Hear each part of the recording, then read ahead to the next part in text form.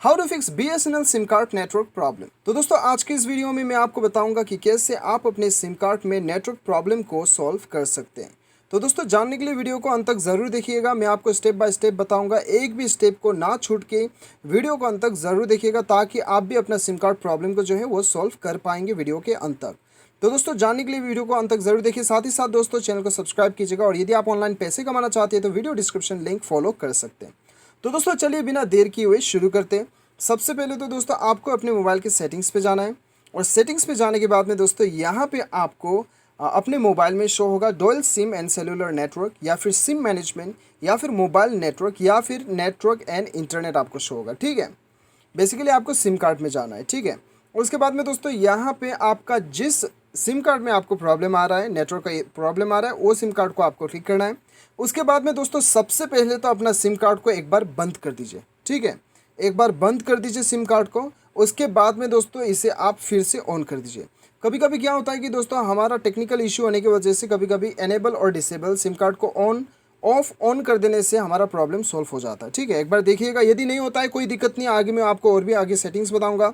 दूसरा सेटिंग्स दोस्तों आपको क्या करना है, APN पे जाना है या फिर आपके मोबाइल में एक्सेस पॉइंट नेम आपको मिलेगा। ठीक है, उस पे जाने के बाद में आपको यहाँ पे क्या करना है, आपको यहाँ पे ऊपर पे जो प्लस साइन दिखाई दे रहा है इसके ऊपर क्लिक करना है।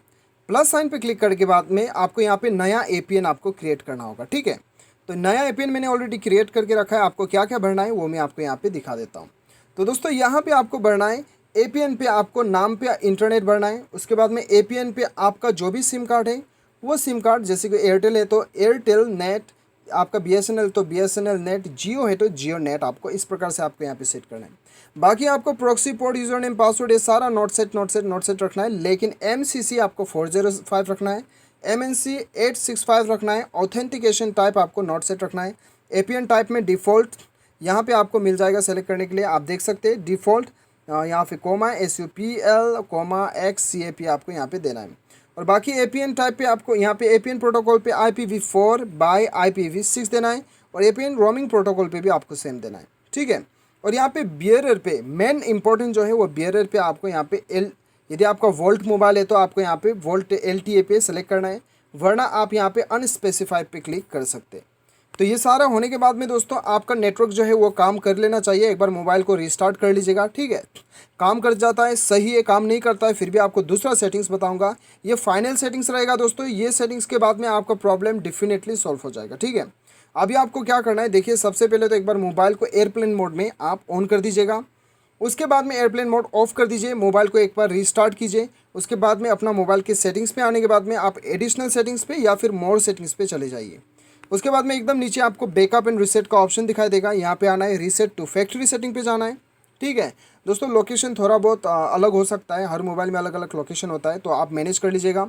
यहाँ पे आपको रीसेट सिस्टम सेटिंग ओनली दिखाई दे रहा है, यहाँ पे क्लिक करके पासवर्ड भर देना है और यहाँ पे अपना मोबाइल का जितना भी सेटिंग्स है, नेटवर्क का सेटिंग्स, सिम कार्ड का सेटिंग्स जितना भी है वो आपका यहाँ पे रीसेट हो जाएगा। ये रीसेट होने के बाद में क्या होगा कि दोस्तों आपका नेटवर्क का जितना भी प्रॉब्लम है वो सॉल्व हो जाएगा। ठीक है, यदि आपको सिर्फ सिस्टम का सेटिंग जो है रीसेट करने का ऑप्शन नहीं दिया गया है तो दोस्तों यहाँ पे क्या करना है, आपको क्लियर ऑल डाटा पे क्लिक करना है। ठीक है, यदि क्लियर ऑल डाटा करने से पहले आपको यहाँ पे बैकअप सेटअप कर लेना है। ठीक है, बैकअप करने से आपका फ़ोटोज़, वीडियोस और भी एप्लीकेशंस वगैरह नहीं उड़ेगा। ठीक है, तो ये आपको कर लेना है। ये करने के बाद में डेफिनेटली भी आपका प्रॉब्लम सॉल्व हो जाएगा।